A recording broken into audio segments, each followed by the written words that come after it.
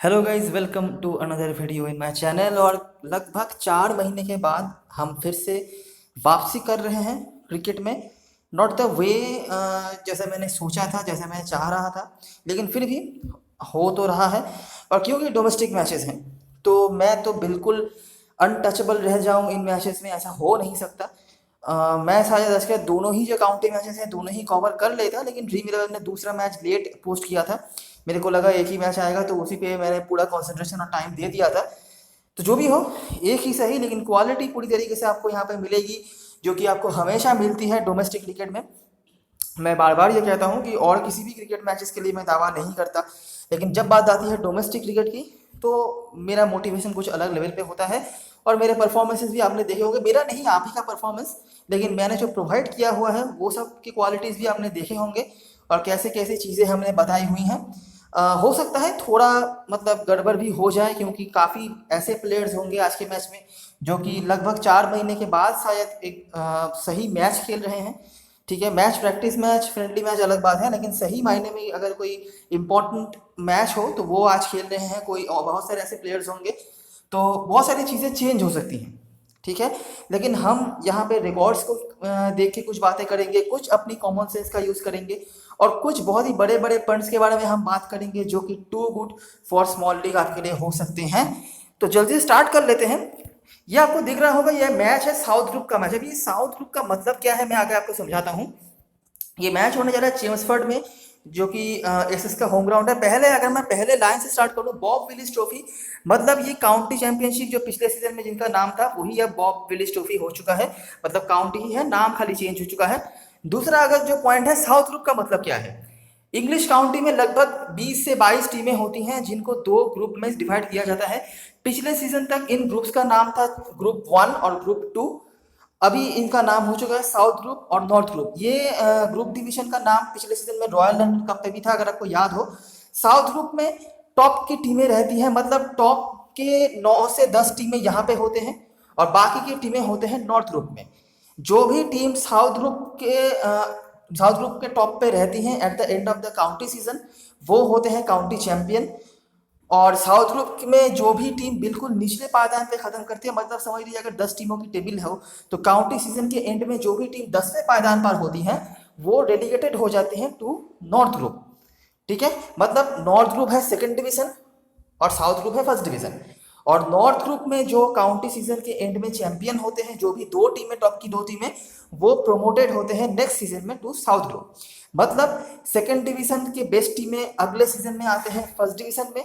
First division की सबसे जो बुरी टीम होती है वो अगले सीजन में चले जाते हैं सेकंड डिवीजन में। एसएस की टीम जो है ये पिछले सीजन में डिवीजन 1 मतलब साउथ ग्रुप में चैंपियन हुए थे, मतलब ओवरऑल यही चैंपियन थे पिछले सीजन में। केंट जो है ये पिछले सीजन में ही ये वापसी करे थे साउथ ग्रुप में, मतलब उसके पहले मतलब 2 सीजन पहले तक ये सेकंड डिवीजन में थे। लेकिन 2 सीजन पहले जो सीजन उन्होंने खेला था सेकंड डिवीजन में, वहां पर वो दूसरे स्थान पर खत्म किया था, मतलब टॉप 2 में थे।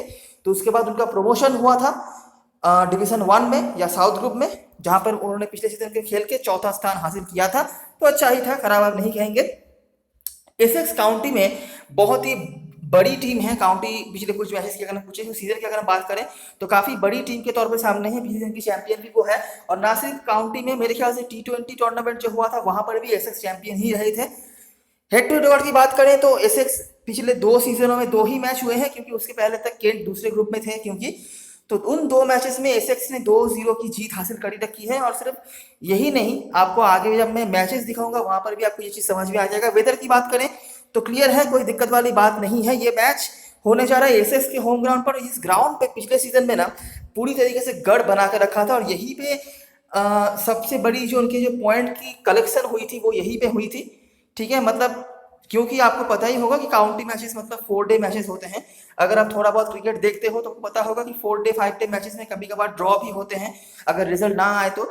लेकिन पिछले सीजन में सारे के सारे मैचेस जो हैं एसेक्स ने इस ग्राउंड पे जीता हुआ है। ठीक है, इसके पीछे उनका सबसे बड़ा जो रोल रहा है, मैं आपको थोड़ा कहानी यहाँ पर समझा देता हूँ। देखिए, अगर आप लिमिटेड ओवर मैचेस खेल रहे हैं वहां पर आपकी बैटिंग बॉलिंग दोनों ही स्ट्रांग होनी जरूरी है। लेकिन अगर आप जो 4 डे या 5 डे मैचेस होते हैं वहां पर आपको सक्सेसफुल होना है तो आपकी बॉलिंग बहुत अच्छी होनी जरूरी है। क्योंकि अगर आपने बैटिंग अच्छी भी कर ली, समझ लीजिए अगर आप 4 डे मैचेस खेल रहे हैं, आपकी टीम ने 400-500 रन बना दिए, लेकिन अगर आपकी बॉलिंग ओपोनेंट टीम को ऑल आउट नहीं कर पाई, ओपोनेंट टीम वीक होने के बावजूद भी आपसे मैच को लेके जा सकती है, मतलब जीत के नहीं जा सकती है लेकिन ड्रॉ करवा सकती है। तो इससे क्या होता है कि जो फुल पॉइंट्स आपको मिल सकते थे जीत के लिए, वो आधे मिले या फिर उससे भी कम मिले। लेकिन एसएक्स के लिए सबसे बड़ी यही इनकी स्ट्रेंथ रही है कि इनकी बॉलिंग बिल्कुल पिन पॉइंट एक्यूरेट रहे हैं, और ये ग्राउंड उनके लिए काफ़ी मतलब एडवांटेजियस रहा है। इस ग्राउंड में ऐसे कुछ बॉलर्स को वो आ पाए हैं जो कि इस ग्राउंड से, इस कंडीशन से काफ़ी फायदा ले पाए हैं। जो भी हो, बॉलिंग इनकी पिन पॉइंट रही थी, जिसकी वजह से एसेक्स ने अपने घर में पूरी तरीके से झंझोर के रख दिया था जो भी ओपोनेंट के सामने आए थे। ऑफ कोर्स इनमें से केंट भी इंक्लूडेड है। तो पिछले सीजन के ये कुछ परफॉर्मेंस रहे थे जहां पर आपको कुक का नाम दिख जाएगा। डैन लॉरेंस कमाल के फॉर्म पर थे पिछले सीजन में, एवरेज पे मत जाइए, लेकिन आगे कुछ चीज़ें आपको दिखाऊंगा, वहां से भी आपको समझ में आ जाएगा। उसके बाद टॉम वेस्ली, केंट के होकर Daniel Bell Drummond highest run scorer थे। उसके बाद क्रॉली जो कि अवेलेबल नहीं है, रॉबिन्सन और स्टीवंस। बॉलिंग के मामले में Simon Harmer. Longer format cricket में, चाहे आप इंग्लैंड में बात कर लीजिए, ये साउथ अफ्रीकन क्रिकेटर हैं क्योंकि, तो साउथ अफ्रीका में भी ये खेलते हैं, या फिर साउथ अफ्रीका में बात कर लीजिए, लॉन्गर फॉर्मेट क्रिकेट में साइमन हार्मन अलग लेवल पे बॉलर है। ठीक है, मुझे ज़्यादा आइडिया नहीं है T20 फ्रेंचाइज क्रिकेट में उन्होंने क्या किया हुआ है, मैंने वहाँ पे ज़्यादा खेला नहीं है, लेकिन लॉन्गर फॉर्मेट में मैंने इनके बहुत सारे परफॉर्मेंसेस देखे हुए हैं। मैं आगे भी कुछ चीज़ें आपको दिखाऊंगा इनके बारे में। उसके बाद पॉटर और पीटर सिटल जो खेलते थे, जो आज के मैच में ऑफकोर्स नहीं खेलेंगे। केंट के होकर मिलनेस, पॉटमोर और स्टीवंस, या स्टीवंस का नाम आपने बॉलिंग में भी देख सकेंगे, बैटिंग में भी इनका नाम है, और काफी रिकॉग्नाइज्ड ऑलराउंडर है काउंटी क्रिकेट के सर्किट में। बहुत हाईली रेटेड तो नहीं है, लेकिन हाँ एज ए सीजन परफॉर्मर इनका काफी रेपुटेशन है अच्छा। अभी 2 मैचेस हुए हैं पिछले सीजन में, दोनों ही मैचेस हम देख लेते हैं क्या हुआ है। 4 इनिंग्स है, तो ध्यान से देखिएगा।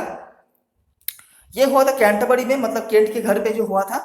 होम अवे बेसिस पे मैचेस होते हैं, ये तो आपको पता ही होगा अगर आप काउंटी क्रिकेट फॉलो करते हो तो केंट ने यहाँ पर बनाया था 226 रन। यहाँ पर डीबीडी मतलब डैनियल बेल ड्रमंड का रन था, साथ में रॉबिन्सन और पॉटमोर ने नीचे से यहाँ पर रन बनाए थे। ये बॉलर है याद रखना, लेकिन बैटिंग भी अच्छी खासी कर लेते हैं। और ये एक मजा है 4 डे 5 डे मैचेस का, क्योंकि भतेरा बॉस होता है तो कोई जल्दबाजी नहीं करते हैं बैट्समैन, और इसीलिए निचले पायदान के जो बैट्समैन होते हैं ये भी काफी कई बार रन बनाने में सक्षम हो जाते हैं। तो यहाँ पर आपको वही दिखेगा, यहाँ पर पॉटमोर मिलनेस के रन थे।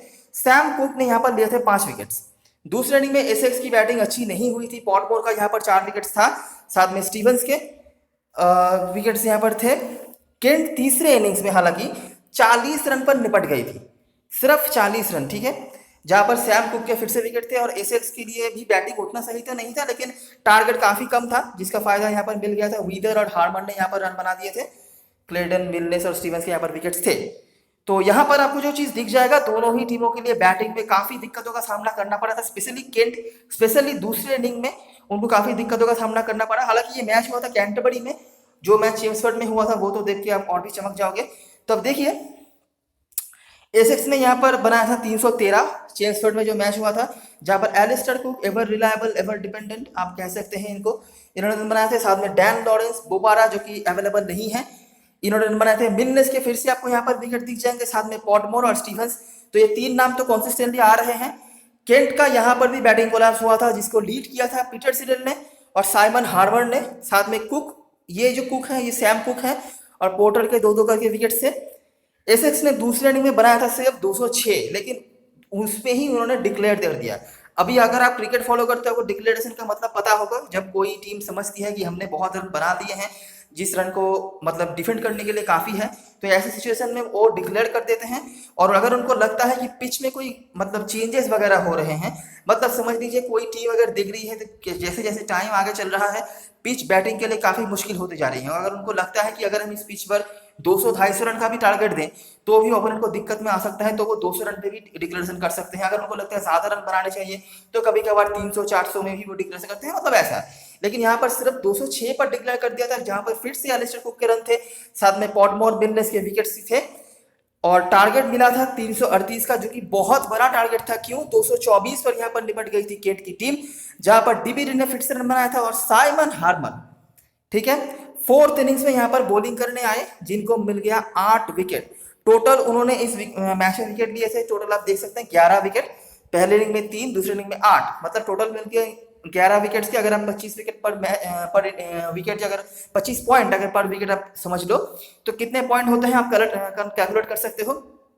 दूसरी तरफ से अगर आप देखोगे एलिस्टर कुक, जिन्होंने दोनों मैच में ही कमाल की बैटिंग करी, ठीक है, उनके टोटल रन थे दोनों इनिंग्स मिलाकर 215। तो 215 पॉइंट्स के लिए कितने पॉइंट्स, 215 रन के लिए कितने पॉइंट्स मिलते हैं फैंटेसी में, और 11 विकेट्स के लिए कितने पॉइंट्स मिलते हैं फैंटेसी में, ये आइडिया आप लगा सकते हो। तो डिस्पाइट एलिस्टर कुक ने बहुत मशक्कत करी, बहुत मेहनत करी, लेकिन एक साइमन हार्मर का इनिंग्स, फोर्थ इनिंग्स में 8 विकेट का स्पेल, सब कुछ वहां पे ले गया उनके सपोर्ट में, ठीक है। तो ये रहा था चेम्सफोर्ड में आइडिया, और यहाँ से हेड टू हेड से तो आपको ये आइडिया लग ही गया होगा कि बॉलरों ने यहाँ पे काफी दिक्कत में डाला हुआ है दोनों ही टीमों को। मैं नहीं कहूंगा एसएक्स जीती है, लेकिन एसएक्स की बैटिंग में प्रॉब्लम्स रहे हैं। दो नाम दो टीम से आ रहे हैं, एक तो आ रहे हैं Daniel Bell Drummond SX Kent की तरफ से, और एलिस्टर कुक एसएक्स की तरफ से, ये दोनों। लेकिन बॉलिंग में बहुत सारे परफॉर्मेंस रहे हैं, मिलनेस पॉडमोर केंट की तरफ से, हार्मर, पॉटर, कुक एसेक्स की तरफ से, ये कुछ नाम आए हैं। और एक चीज जो कॉमन रही है कि रन्स बने हैं कम, लेकिन विकेट्स कंसिस्टेंटली गिरे हैं, ठीक है। तो हेड टू हेड मैचेस की बताने की कुछ है नहीं, दो ही मैच भी हुए हैं। अभी इस ग्राउंड पे हम देख लेते हैं क्या क्या चीजें होती हैं, ध्यान से देखना, यही पे आपके लिए सारी रेसिपीज जो हैं आपको समझ में आ जाएंगे। हम कुछ मैचेस कंसिडर करेंगे, पिछले सीजन की ही मैचेस हैं ये। तो सरे और एसएस का मैच हुआ था, सरे 174 पर सिमट गई थी। पहले इनिंग में पेसर का भतेरा डोमिनेशन, फिर से आपको पोर्टर और कुक का नाम दिख जाएगा। एसएस की तरफ से 395 उन्होंने बनाए थे, जहां पर डैन लॉरेंस कमाल का फॉर्म इनका रहा है इस ग्राउंड में। मैं आगे इनका स्टैटिस्टिक्स दिखाता हूं। साथ में आरटीडी मतलब रायन टेंडुलकर और हार्मर के यहाँ पर बैटिंग से रन थे। पेसर का डोमिनेशन यहाँ पर भी, लेकिन स्पिनर थोड़ा थोड़ा मैच में वापस आए। दूसरे इनिंग में मतलब यहाँ पर तो 4 इनिंग्स हुए नहीं थे, खैर ये आखिरी जो इनिंग्स था, मतलब तीसरे चौथे दिन पर जो टीम ने बैटिंग करी, वहां पर आप स्पिनर का हमला देखिए। 181 पर निपट तो गए, लेकिन विकेट्स लिया 7 स्पिनर ने, और 7 के साथ ही विकेट्स लिए लौते जो मेन स्पिनर हैं साइमन हार्मर ने, ठीक है। एसेक्स ने यहाँ पर जीत हासिल करा। दूसरा मैच देख लेते हैं एसेक्स और वारविकशायर के बीच में।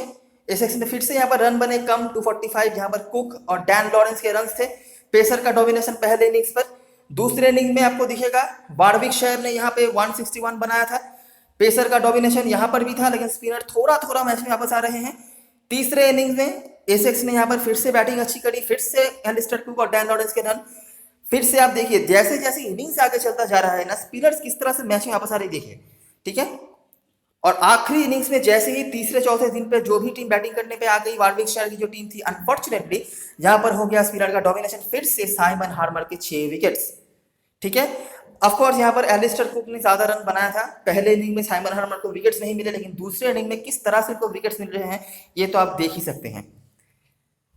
और भी एक मैच हम देख लेते हैं यहाँ पे। ये मैच तो चलिए, ये तो ज़्यादा कुछ हुआ नहीं। यहाँ पर पेसर डोमिनेशन था, स्पिनर्स का ज़्यादा कुछ हुआ नहीं। यहाँ पर शायद हार्मर खेले नहीं थे। और ये मैच यहाँ पर भी आप देख लीजिए, फिर से सेम चीज़, 118, ज़्यादा रन नहीं। पेसर स्पिनर यहाँ पर बराबर थे पहले इनिंग्स में ही। एसेक्स ने भी यहाँ पर अच्छी खासी बैटिंग नहीं करी, 214 रन ही बना पाए। यहाँ पर फिर से डैन लॉरेंस का रन, पेसर का डोमिनेशन। और तीसरे इनिंग में मतलब जो भी टीम आखिरी 2 या 1.5 दिन में बैटिंग करने आ रहे हैं, उनका हालत आप देख लीजिए, 88 पर सिमट गए, जहां पर फिर से स्पिनर के 7 विकेट और फिर से हार्मर के 7 विकेट्स। तो मेजॉरिटी ऑफ द मैचेस में ये तो आपको समझ आ ही रही है कि जो भी टीम तीसरे या चौथे दिन पे बैटिंग करने उतर रही है ना, अगर आप उनके सामने 200 रन का भी टारगेट दे दो तो उनके लिए दिक्कतें खड़ी हो जाती हैं।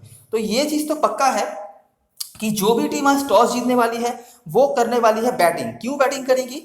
क्योंकि वो बिल्कुल भी नहीं चाहेंगे कि तीसरे चौथे दिन पे उनको बैटिंग करना पड़े। वो चाहेंगे पहले इनिंग्स में जितना हो सके, जो भी हो सके बैटिंग कर लें, या फिर हार्डली हम तीसरे इनिंग्स तक बैटिंग करें, जहां पे हमें तीसरे चौथे दिन तक बैटिंग ना करना पड़े, और आखिरी इनिंग्स में हम ओपोनेंट को बैटिंग करने के लिए भेजें।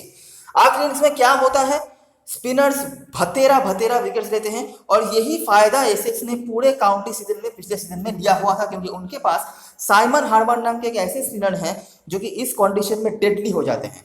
पहले 2-3 दिन तक, 2-2.5 दिन तक आप कह लीजिए पेसर्स तो सही है, कोई दिक्कत वाली बात नहीं है, पेसर्स विकेट ले रहे हैं, धीरे धीरे स्पिनर्स वापस आ रहे हैं। लेकिन जैसे ही मामला तीसरे दिन के आखिरी 2 सेशन में या 3 सेशन में आ जाती है, या फिर चौथे दिन पे पहुंच जाती है, वहां पर स्पिनर्स के आसपास भी कोई नहीं है। तो ये जो चीज है, यही आपके लिए सबसे बड़ा मैच का चेंज हो सकता है, मैच का फैक्टर हो सकता है। आगे भी हम देखते हैं क्या क्या रिकॉर्ड्स में मिलते हैं। ग्राउंड में रिकॉर्ड की बात करें, 2 नाम आपने कंसिस्टेंटली देखे हैं, एलिस्टर कुक और डैन लॉरेंस अनफॉर्चुनेटली अवेलेबल नहीं होंगे, लेकिन एलिस्टर कुक तो है, 52 का एवरेज इनके पास है। बॉलिंग में पोर्टर और हार्मर आपको नाम दिख जाएगा। हार्मर ऑफ कोर्स होंगे ही, 10 का एवरेज है, साथ में पोर्टर भी। पेसर्स में से मेजॉरिटी ऑफ द जो विकेट्स हमने देखे हैं वो पोर्टर के ही खाते में गए हैं। तो ये कुछ रिकॉर्ड्स हैं। प्लेइंग 11 की बात करें, फ्रेंडली मैच हुआ था बीच में, दोनों ही टीमों ने फ्रेंडली मैचेस खेले थे, तो उसी बेसिस पर मैंने ये प्लेइंग 11 प्रेडिक्ट करा हुआ है। इसमें से कुछ चेंजेस हो सकते हैं, ऑफकोर्स चेंजेस तो होंगे ही, क्योंकि डैन लॉरेंस एक तो अवेलेबल नहीं है, और भी कुछ चेंजेस हो सकते हैं। जो मेरा प्रेडिक्टेड 11 यही कुछ है। ब्राउन यहाँ पर ओपनिंग करेंगे एलिस्टर कुक के साथ। हाईली इनकॉन्सिस्टेंट प्लेयर है ब्राउन। मैं ऐसा नहीं कह रहा कि आज के मैच में रन नहीं बना सकते, बिल्कुल बना सकते हैं, लेकिन बहुत ज्यादा इनकॉन्सिस्टेंट प्लेयर है। मतलब अगर वो एक आध मैच में रन बनाते हैं तो उसके बाद 4-5 मैच 6 मैच वो शांत कर जाते हैं। मतलब इसीलिए at the end of the season आप इनका नाम नहीं देख पाते हो टॉप परफॉर्मर्स की लिस्ट में, एलिस्टर कुक, लेकिन आप इनको बिल्कुल मिस नहीं कर सकते। अगर शॉर्टर फॉर्मेट होता तो शायद मैं एक बार सोचता भी, लेकिन लॉन्गर फॉर्मेट में इनसे बेटर बैट्समैन शायद ही इंग्लिश काउंटी में अभी कोई है। उसके बाद वेस्ली, डैन लॉरेंस और एलिस्टर कुक के बाद यही है पिछले सीजन के सबसे बढ़िया परफॉर्मर्स में से, और टीम के कैप्टन भी हैं। फिरोज खुशी या वरुण चोपड़ा में से कोई एक खेल सकते हैं। वरुण चोपड़ा ने पिछले सीजन में रॉयल लंदन कप में काफी अच्छा परफॉर्मेंस करा था। पहले 3 मैचों में लगातार उन्होंने शतक लगाए थे, हालांकि उसके बाद तो शांत पड़ गए थे। लेकिन फिरोज खुशी ये बंदा बहुत ही सही फॉर्म पे रहा है डोमेस्टिक सर्किट में। मतलब काउंटी के भी डोमेस्टिक सर्किट में इन्होंने काफी अच्छे फॉर्म्स दिखाए हुए हैं, और जो सेकंड 11 टूर्नामेंट होता है वहां पर ये हाईएस्ट रन स्कोरर थे अपने टीम के होकर। तो ये खेल सकते हैं मिडिल ऑर्डर में, और इनके टेक्निक भी काफी सही लगे हैं मुझे, जितने भी मैंने इसके रिप्लेस वगैरह देखे हैं।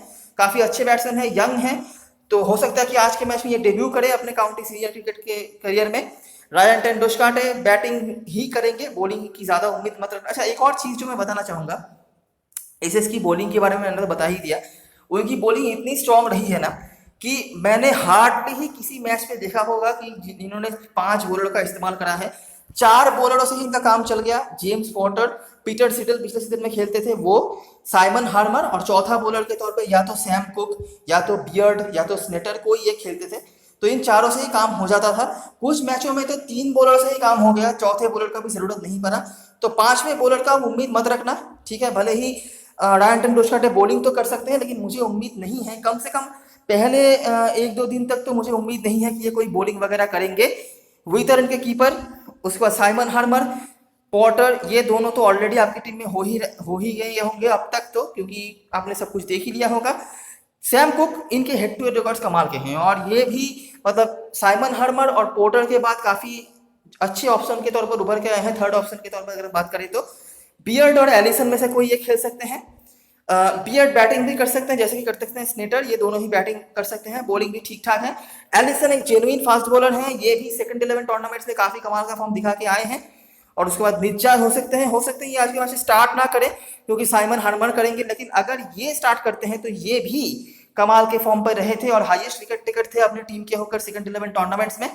और याद रखना यहाँ पर स्पिनर्स का काफी काम आता है, स्पेशली तीसरे चौथे दिन पर, तो ऑफकोर्स आपके लिए इंपॉर्टेंट होंगे। अब मैं ये तो नहीं कह रहा कि साइमन हार्मर की तरह ही बहुत ज्यादा खतरनाक कुछ हो जाएंगे, लेकिन हाँ फिर भी क्वालिटी इनके पास है ही। केंट की तरफ से बात करी जाए, इनका प्लेइंग इलेवन प्रेडिक्ट करना थोड़ा मुश्किल है, लेकिन मुझे जो टॉप के 10 प्लेयर्स लग रहे हैं स्टार्ट करेंगे आज के मैच पे, उनमें से आपको डैनियल बेल ड्रमंड ओपनिंग करते हुए नजर आएंगे। हेइन ओकुन के साथ ये टीम की कैप्टनसी भी करेंगे बेल ड्रमंड, और इनको अननेसेसरली मिस मत कर लेना स्मॉल लीग की टीम में। भले ही इसकी बॉलिंग बहुत अच्छी हो रही हो या फिर बैट्समैन का उतना कुछ नहीं चल रहा हो, लेकिन टीम में जरूर रखना है। अगर किसी बैट्समैन को केन की तरफ से आपको रखना है तो हेइन ओकुन को बहुत लोगों ने रखा हुआ है, लेकिन इनका कुछ खास मुझे दिख नहीं रहा है, ठीक है। हालांकि काफी एक्सपीरियंस प्लेयर हैं और इनके ऊपर आप ज्यादा दाव नहीं खेलेंगे तो ही बेहतर। हालांकि लॉन्गर फॉरवर्ड क्रिकेट में मुझे खास कुछ देखने को नहीं मिला है इनकी तरफ से, लेकिन फिर भी अगर आप चाहो और सेफ रहना चाहते हो तो इनको रख सकते हो। जॉर्डन कॉक्स अंडर 19 विश्व कप अगर आपको याद हो तो ये बंदा भी याद होगा, इंग्लैंड के ऊपर ओपनिंग करता था। काफी टैलेंटेड बैट्समैन है, लेकिन हिट और मिस टाइप है, लेकिन काफी एक्सपेक्टेशंस हैं इनसे भी।